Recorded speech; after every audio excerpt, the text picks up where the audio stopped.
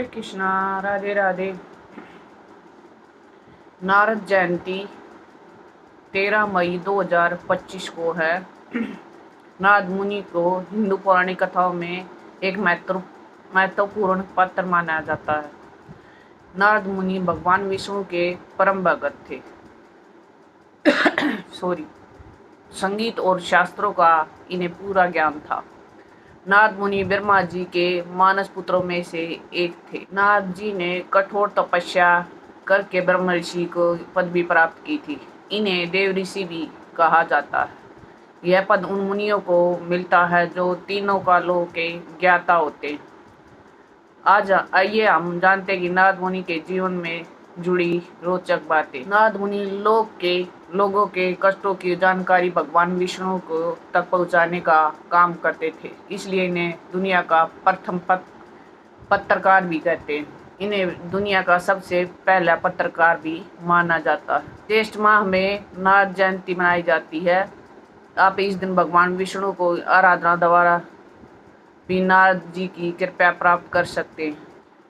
ज्येष्ठ माह के कृष्ण पक्ष की प्रतिपदा तिथि की शुरुआत 12 मई से रात 10:25 पर शुरू हो चुकी है। वहीं इस तिथि का समापन 14 मई की रात को 12:35 पर होने जा रहा है। ऐसे में नारद जयंती का पर्व आज यानी मंगलवार 13 मई को मनाया जा रहा है। नारद जयंती के दिन सुबह उठकर स्नान आदि से निर्वृत्त हो जाएं और इसके बाद विधि विधान से भगवान विष्णु की पूजा करें और इसके साथ नारद मुनि की भी पूजा अर्चना करनी चाहिए।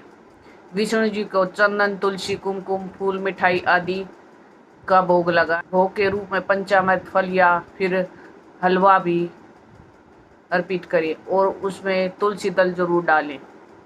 अंत में नारद मुनि और भगवान विष्णु की आरती करें। नारद मुनि को दुनिया का सबसे पहला पत्रकार क्यों कहा जाता है, इस बारे में जानते हैं। देव ऋषि नारद को सृष्टि का पहला पत्रकार कहा जाता है। इसकी वजह यह है कि नारद तीनों लोकों में विचरण कर सकते थे। वे एक लोक का संदेश दूसरे लोक में तक पहुंचा सकते थे। देवताओं और असुरों के बीच देव ऋषि नारद समाचारों का आदान प्रदान करते थे। हिंदू धर्म के शास्त्र में आपको कई ऐसे प्रसंग मिल जाएंगे जहां नारद मुनि की सूचनाओं के संचारक और एक पत्रकार की भूमिका का है। इसलिए नारद को सूचनाओं का देवता भी कहा जाता है। नारद मुनि ज्ञान के भंडार भी थे क्योंकि उनके पास बहुत ज्ञान था। महाभारत के सभा पर्व में नारद मुनि के व्यक्तित्व के बारे में काफी कुछ लिखा गया है। सभा पर्व में वर्णित है कि नारद उपनिषदों के मर्मज्ञ और वेदों के जानकार थे। इतिहास पुराणों के साथ ही पूर्व कल्प भूतकाल की बातों को भी नारद जानते थे। व्याकरण, ज्योतिषी और आयुर्वेद के भी वे प्रखंड विद्वान थे। इसके साथ योग और संगीत की विद्या भी नारद जी भलीभांति जानते थे। इसलिए नारद देवताओं से लेकर दानवों तक मनुष्य के साथ ही सभी प्राणियों के पूज्य थे। तीनों लोकों में नारद मुनि को सम्मानित किया जाता है। नारद जी ने विवाह क्यों नहीं किया, इसके बारे में बताते हैं। नारद मुनि आजीवन अविवाहित रहे। माना जाता कि वो भगवान की भक्ति में और उनकी सेवा में समर्पित रहना चाहते थे, इसलिए उन्होंने विवाह नहीं किया। पुराणों में वर्णित एक प्रसंग के अनुसार एक बार ब्रह्मा जी ने नारद से विवाह करने की बात कही थी, लेकिन नारद मुनि ने इनकार कर दिया। पिता के कई बार कहने पर भी जब नारद नहीं माने तो ब्रह्मा जी ने अपने पुत्र नारद को श्राप दे दिया कि तुम आजीवन अविवाहित ही रहोगे। भगवान विष्णु को नारद ने क्यों श्राप दिया, इसके बारे में बताते हैं। नारद जी भगवान विष्णु के परम भगत थे, लेकिन उन्होंने विष्णु भगवान को एक श्राप भी दिया था।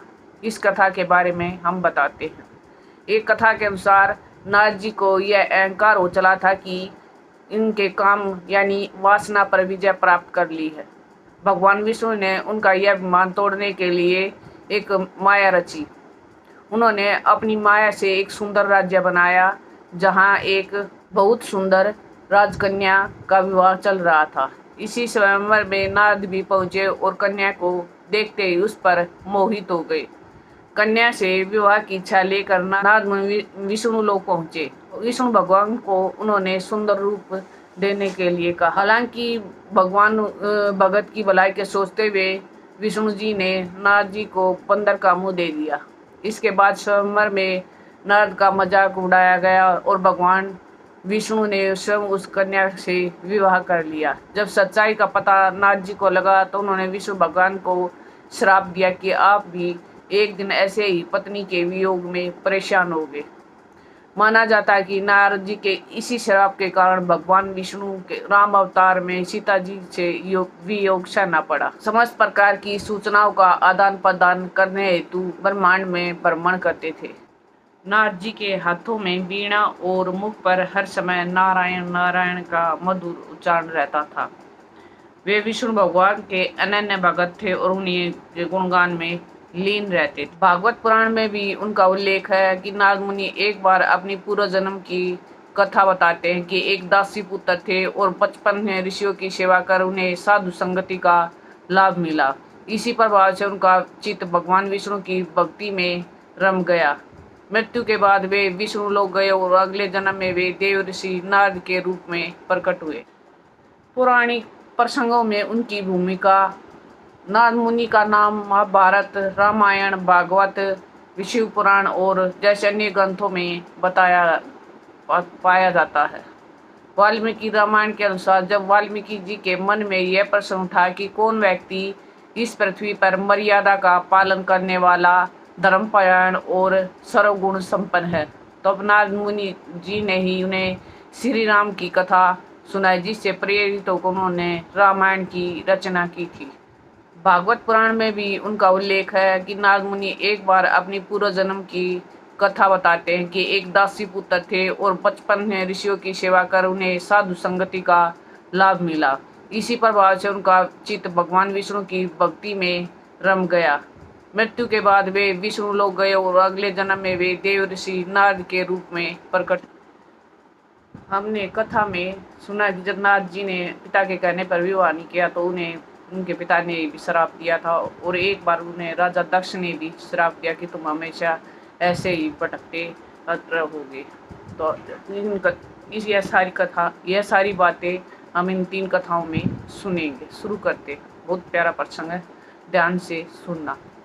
नारद मुनि से जुड़ी एक पौराणिक कथा है, लेकिन हम यहाँ आपको 3 कथाएं बताएंगे। जब देव ऋषि नारद एक गंधर्व थे, पौराणिक कथाओं के अनुसार माना जाता कि देव ऋषि नारद पहले एक गंधर्व थे। एक बार ब्रह्मा जी की सभा में सभी देवता और गंधर्व कीर्तन के लिए आए, जिसमें नारद जी अपनी स्त्रियों के साथ पहुंचे। भगवान ने के कीर्तन में उन्हें स्त्रियों के साथ परिहास करते देख ब्रह्मा जी ने उन्हें शूद्र होने का शाप दे दिया था। उस शाप के कारण नारद जी का जन्म एक दासी के यहाँ हुआ। जन्म लेते ही उनके पिता जल बसे। एक दिन गांव में कुछ महात्मा आए और चातुर्मास्य बिताने के लिए वहीं ठहर गए। नारद जी के साधुओं की सेवा बड़े मन से करते थे। वो सत्संग और कथा भी बड़े मन से सुनते थे। इन कार्यों के प्रभाव से वे नारद जी के हृदय पवित्र हो गया और उनके समस्त पाप धुल गए। एक दिन सांप के काटने से उनकी माता जी की भी मृत्यु हो गई। उस समय इनकी अवस्था मात्र 5 वर्ष की थी। माता के वियोग को भी भगवान की इच्छा मानकर ये भजन कीर्तन में मन रमाते रहे। एक दिन इनकी भक्ति से खुश होकर आकाशवाणी हुई कि अगले जन्म में ईश्वर के करीब रहोगे। राजा दक्ष ने इन्हें भटकते रहने का श्राप क्यों दिया, इसके बारे में सुनते हैं। आपने कभी भी नारद मुनि को एक स्थान पर स्थिर नहीं देखा होगा। वो हमेशा नारायण नारायण कहते हुए तीनों लोकों में भटकते रहते हैं। दरअसल जब राजा दक्ष की पत्नी आसक्ति ने 10,000 पुत्रों को जन्म दिया था तो नारद जी ने सभी को मोक्ष की राह पर चलना सिखा दिया, जिसके कारण राजा दक्ष के पास राजपाट संभालने के लिए कोई नहीं बचा। इसके बाद दक्ष ने पंचवनी से विवाह किया और उन्हें भी 1000 पुत्रों को जन्म दिया, लेकिन नारद जी ने इन पुत्रों को भी सभी प्रकार से मोह माया से दूर रहना सिखा दिया। इस बात से राजा दक्ष को बहुत क्रोध आया और उन्होंने नारद मुनि को श्राप दिया कि तुम हमेशा इधर उधर भटकते रहोगे। नारद मुनि को विवाह के लिए मना किया तो तब उनके पिता ने उसे श्राप दिया। क्यों, बताते हैं।